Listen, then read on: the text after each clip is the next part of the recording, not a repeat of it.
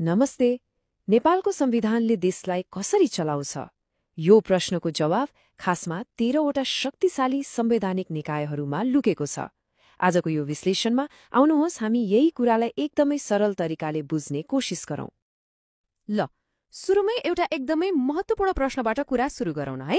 संविधानमा लेखिएका सुशासन र समावेशिता जस्ता ठूला कुराहरू आखिर व्यवहारमा कसरी लागू हुन्छन् त?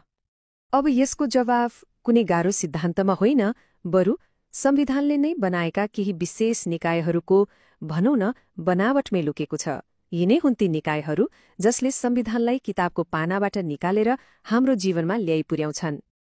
हो, यस्ता निकायहरू एउटा दुईटा होइन, पुरै 13वटा छन् र संविधानले यिनै 13 शक्तिशाली र स्वायत्त निकायहरूलाई देशको शासन र सामाजिक न्यायलाई बलियो बनाउने एकदमै महत्त्वपूर्ण जिम्मा दिएको छ।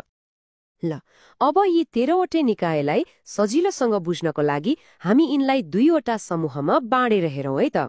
पहिलो समूह हो शासनका आधार स्तम्भहरू।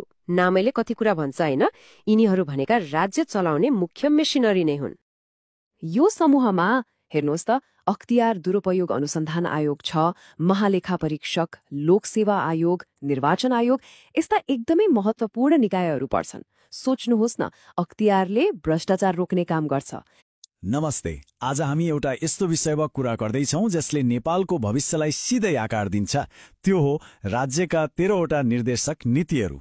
ल, सुरु गरौँ है त। एकछिन सोचौँ त, कुनै पनि देशलाई अगाडि बढ्नको लागि के चाहिन्छ? पक्कै पनि एउटा स्पष्ट योजना, होइन त? एउटा रोडम्याप जसले भनोस् कि हाम्रो बाटो कुन हो, हाम्रो गन्तव्य कहाँ हो। त्यसो भए नेपालको लागि चाहिँ त्यो मार्गचित्र के होला? यसको जवाफ लुकेको छ एउटा संख्यामा, 13। तर यो कुनै सामान्य अङ्क मात्रै होइन, यो त नेपालको राष्ट्रिय सपनाको, हाम्रो आकांक्षाको केन्द्रबिन्दु हो। यिनै 13 नीतिहरू हुन् जसले देश कता जाने भनेर बाटो देखाउँछन्। र यहाँ सबैभन्दा रोचक कुरा के छ भने यी 13वटा नीतिहरू यताउता छरिएका नियमहरू मात्रै होइनन्। बिल्कुल होइनन्।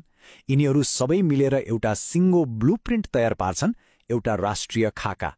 सोच्नुस् न, जसरी घर बनाउनु अघि इन्जिनियरले एउटा नक्सा बनाउँछ, ठिक त्यसै गरी देश बनाउनको लागि तयार पारिएको नक्सा हो यो। अब यति धेरै नीतिहरूलाई एकैचोटि बुझ्न अलिक गाह्रो होला, होइन? त्यसैले हामी यसलाई सजिलो बनाउन 4वटा मुख्य भागमा बाँडेर हेर्नेछौँ। पहिला त देशको जग, त्यसपछि देशलाई दौडाउने इन्जिन, अनि देशको मुटु, र अन्त्यमा देशले हेर्ने क्षितिज। यसरी हेर्दा यो पुरै